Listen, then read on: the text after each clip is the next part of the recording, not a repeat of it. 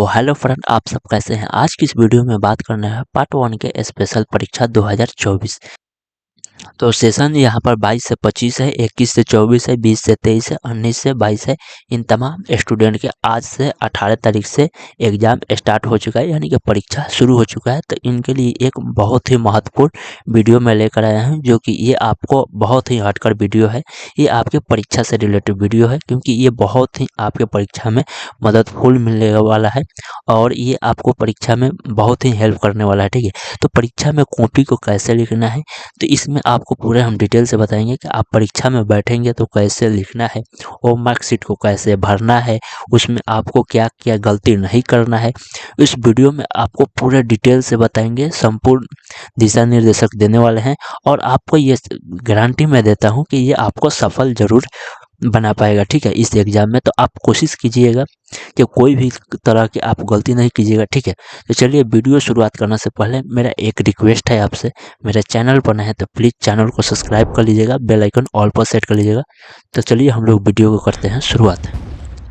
तो स्नातक पार्ट 1 के स्पेशल परीक्षा 2024, तो जितने भी स्टूडेंट आज एग्ज़ाम देने जा रहे हैं, आज ये वीडियो बना रहा हूँ, जितने भी स्टूडेंट आज एग्ज़ाम देने जा रहे हैं ये वीडियो ज़रूर देखें, क्योंकि ये वीडियो आपके एग्ज़ाम से रिलेटेड वीडियो है। ठीक है, ये आज हटकर वीडियो बना रहा हूँ क्योंकि आप सभी लोग एग्ज़ाम देने जा रहे हैं पार्ट 1 के स्पेशल परीक्षा के लिए। ठीक है, और जितने भी स्टूडेंट हैं पार्ट 2 के में प्रमोटेड या फेल हुए किसी भी कारण से, अब मैं तो कारण नहीं जान रहा हूँ कि किस कारण से फेल हुए हैं, पर किसी भी कारण से वो फेल हुए हैं, तो उनके लिए भी पार्ट 2 का जो भी अब स्नातक मतलब पार्ट 2 का जो भी स्पेशल एग्ज़ाम होगा या किसी भी कारण से उन्हें पार्ट 2 का भी एग्ज़ाम होगा। आपका 25 में पार्ट 2 का एग्ज़ाम होगा, स्पेशल के ही तौर पर आपका पार्ट 2 का भी कंप्लीट कराया जाएगा। आप फेल या प्रमोटेड हैं तो ये आपका हो रहा है पार्ट 1 का स्पेशल एग्ज़ाम 2024 का। ठीक है, जो आप 22 से 25 वाले हैं। ठीक है, तो आप पूरा निफिकी रहिएगा और एग्ज़ाम को बढ़िया से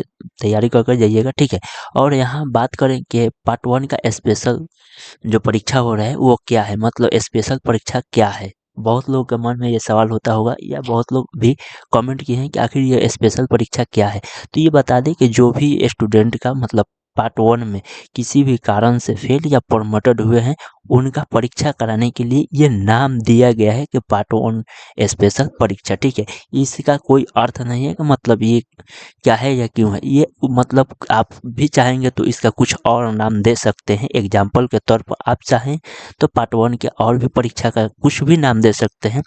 तो ठीक है, तो ये कोई ऐसी नहीं है कि मतलब इसमें आपको ये स्पेशल परीक्षा क्या है तो बहुत ये बाउंडर बांधने की ज़रूरत नहीं है। इसका बस एक ही रख लीजिए कि मतलब हाँ, पार्ट 1 परीक्षा एक नाम दिया गया है यूनिवर्सिटी की तरफ से कि हाँ इसका एग्ज़ाम होगा। ठीक है, उसके बाद से बात करें कि परीक्षा में उपस्थित होना आपको बहुत अनिवार्य है, क्योंकि आप अगर जब तक ले उपस्थित नहीं होइएगा परीक्षा में तब तक ले आप परीक्षा नहीं दीजिएगा। जब तक परीक्षा नहीं दीजिएगा तो फिर उपस्थित नहीं होइएगा परीक्षा में, तब तक ले आपका परीक्षा सफल नहीं होगा। उसके बाद से हम बात करें 3 नंबर में आपका एमआर सीट। जो एमआर सीट होता है उसको कैसे अटेम्प्ट करना है, यानी कि उसको कैसे भरना है। एमआर सीट का मतलब ये मत समझिए कि आपका एक क्वेश्चन रहेगा 4 आंसर रहेगा, वो वाला एमआर सीट नहीं है। ये एमआर सीट उसे कहते हैं जिसमें आपका नाम लिखने का रहेगा, रजिस्ट्रेशन नंबर रहेगा, आधार कार्ड का नंबर भी सही तो होता है लिखने के लिए। उसके बाद से जो कॉपी नंबर मिलेगा उसका कॉपी नंबर भरने के लिए आपको रहता है पंजीयन संख्या रहता है, आप किस सेशन से उस सेशन को भरना रहता है। ठीक है, उसमें आपको नाम भी लिखना पड़ता है। तो ऐसे करके आपको ओमर सेट मिलेगा जिसमें आपको पूरा डिटेल से भरना पड़ेगा। आप उसमें कोई भी गलती मत कीजिएगा, चाहे रजिस्ट्रेशन हो या चाहे आप अपना नाम में या फिर आपका पंजीयन संख्या या अपना कॉपी नंबर, आप अगर इसमें कोई भी गलती करते हैं तो आपका फिर कॉपी चेक नहीं होगा, फिर आप प्रमोटेड या फेल हो जाएंगे। तो आप कोशिश कीजिएगा कि आपसे कोई गलती ना हो। अगर गलती हो रहा है तो आप एक चीज़ रखिएगा, वाइटनर कहते हैं कि वाइटनर रखिएगा। अगर कोई भी गलती हो रहा है, एक आध गलती हो रहा है तो उसे वाइटनर से मिटका कर आप फिर उसे वहाँ पर सही भर सकते हैं। ठीक है, अगर गलती हो रहा है तब, अगर नहीं हो रहा है तो कोई बात नहीं है, पर गलती सोचिए मतलब ऐसा मतलब ध्यान से भरिए कि गलती ना हो। आप अपने तरफ से पूरा बेस्ट दीजिएगा। ठीक है, क्योंकि अगर एक बार आपका गलती हो जाएगा और आप उस पर ध्यान नहीं दीजिएगा फिर आपका वही होगा जो आप अभी हुआ है कि आप फेल है तो या प्रमोटेड है तो वही आपका फेल या प्रमोटेड हो जाएगा, क्योंकि उसके बाद से आपका कोई स्नातक पार्ट 1 का स्पेशल परीक्षा नहीं होने वाला। आप इसको माइंड में मतलब दिमाग में बैठा लीजिएगा कि हाँ अब नहीं हो पाएगा, ठीक है। पर आप 4 नंबर में मतलब आपको जो क्वेश्चन रहेगा वो क्या सब्जेक्टिव रहेगा या ऑब्जेक्टिव रहेगा। तो आपका यह 3 साल वाला परीक्षा है, इसमें आपको कहीं भी आपको ऑब्जेक्टिव देखने को नहीं मिलेगा, क्योंकि आप पार्ट 1 पार्ट 2 दे चुके हैं। तो आप ना पार्ट 1 में ऑब्जेक्टिव किसी भी मतलब पेपर में देखें और ना ही पार्ट 2 में आप किसी भी पेपर में ऑब्जेक्टिव देखें। तो ये आपका ऑब्जेक्टिव एग्जाम नहीं है, ये आपका सब्जेक्टिव एग्जाम है, यानी कि आपको लिख कर आना है। एक क्वेश्चन रहेगा उसको आपको 5 से 6 पेज में आपको उसको लिखना है, ठीक है। आपको पूरा बढ़िया से ये सब्जेक्टिव है, आपको इसमें जाकर लिखना है, इसको दिमाग में बैठा लीजिएगा, क्योंकि यहाँ पर आपको ऑब्जेक्टिव का कोई क्वेश्चन नहीं मिलेगा।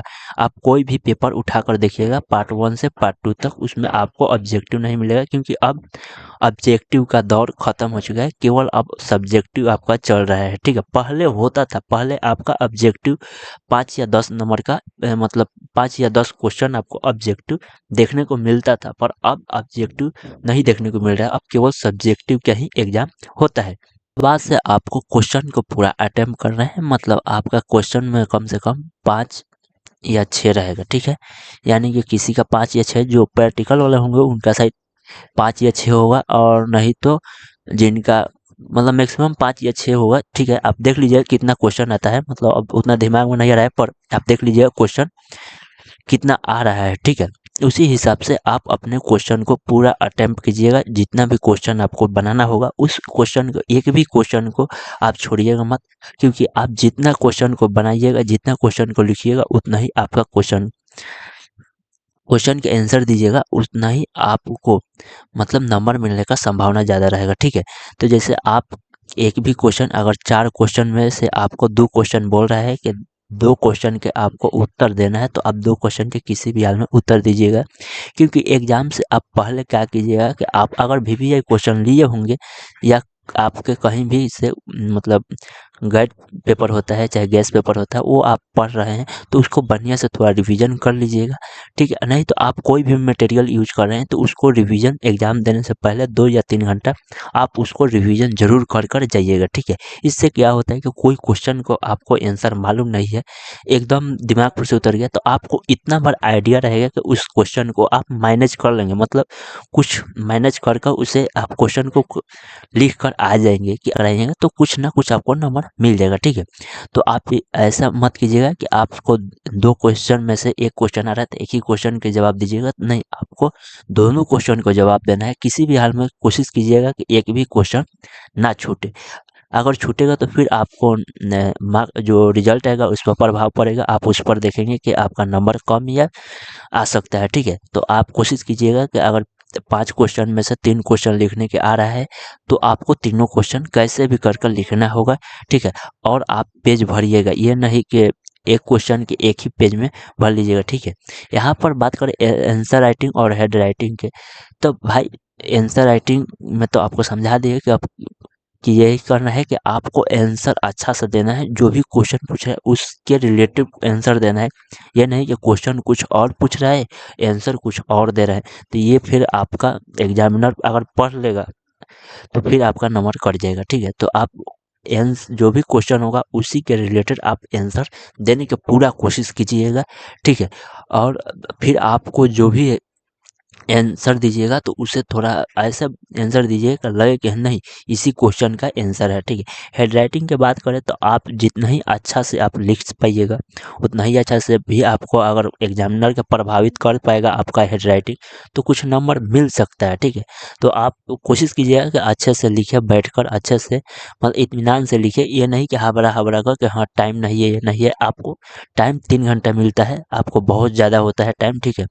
अगर आप लिखना चाहेंगे तो बढ़िया से लिख पाएंगे। अगर तो आपका अगर जैसे 18 तारीख का एग्जाम है तो आप तो पहले ही आपको तैयारी कर लेना होगा।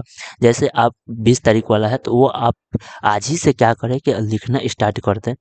आप रोज 2 घंटा 3 घंटा टाइम लगा ले, टाइम सेट कर ले मोबाइल में या घड़ी में, और लगाकर आप टाइम सेट करके उस तरीके से लिखें कि आपको एग्ज़ाम में बैठे हैं, घर पर बैठकर लिखें कि अगर लगे कि हाँ, हम एग्ज़ाम में बैठकर क्वेश्चन के अटेम्प्ट कर रहे हैं, ठीक है। तो आप प्रैक्टिस करना जारी कर मतलब स्टार्ट कर दें, शुरू कर दें। जितना ही आप प्रैक्टिस कीजिएगा उतना ही आपका एग्ज़ाम में फ़ायदा होगा, बेनिफिट मिलेगा, ठीक है। आपको 20 मार्क्स का क्वेश्चन रहेगा, ठीक है, जिसमें से 5 या 6 पेज आपको लिखना है, ठीक है। 20 मार्क्स का क्वेश्चन रहेगा, आपको 5 या 6 पेज में किसी भी हाल में लिखना है। ये नहीं कि एक क्वेश्चन को एक ही पेज में लिख कर और चले आएँ।